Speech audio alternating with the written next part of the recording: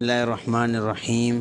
السلام علیکم ورحمۃ اللہ وبرکاتہ۔ معزز اسکالرز، اسلامیات لیکچرار انٹرویو کی تیاری کے سلسلے میں آج کا سوال ہے کہ گستاخ رسول صلی اللہ علیہ وسلم کی سزا کیا ہے اور اس کے نفاذ کی ذمہ داری کس پر ہے؟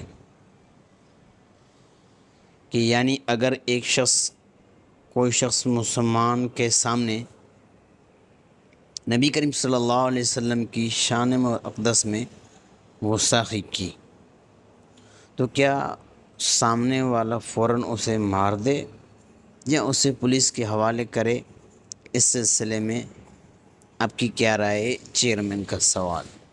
تو اس کا جواب یہ ہے کہ پاکستان کے قانون کے مطابق آرٹیکل سی 295 یعنی سی 295 کے تحت گستاخ رسول کی سزا بطور حد قتل ہے۔ یہ پاکستان کے قانون کے اندر ہے کہ گستاخ رسول کی سزا بطور حد قتل ہے، آرٹیکل سی 295 مسلمان اور کافری کی تفریق کیے بغیر، چاہے وہ گستاخی کرنے والا مسلمان ہو یا کافر ہو، دونوں کے لیے پاکستان کے قانون کے آرٹیکل سی 295 کے تحت یہی سزا ہے کہ وہ بطور حد قتل کیا جائے گا۔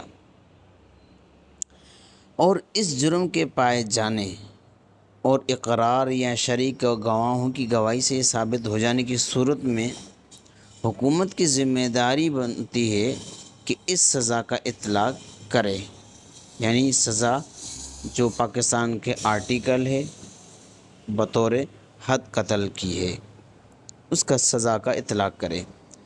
فقہاء کرام نے لکھا ہے کہ گستاخ رسول کی سزا بطور حد ہے۔ ایک اور لیکچر کے اندر ہم اس کو ڈسکس کریں گے کہ حد اور تعزیر میں فرق کیا ہے۔ لہٰذا یہاں پہ ہم بات کر رہے ہیں کہ گستاخ رسول کی سزا فقہاء کرام نے لکھا ہے کہ بطور حد ہے، لہٰذا توبہ کرنے سے بھی یہ سزا اس سے معاف نہیں ہوگی، اس کو قتل کیا جائے گا۔ تاہم یہ بات پیش نظر رہنی بھی چاہیے کہ اس طرح کی سزاؤں کا جاری کرنا یہ حکومت کا کام ہے۔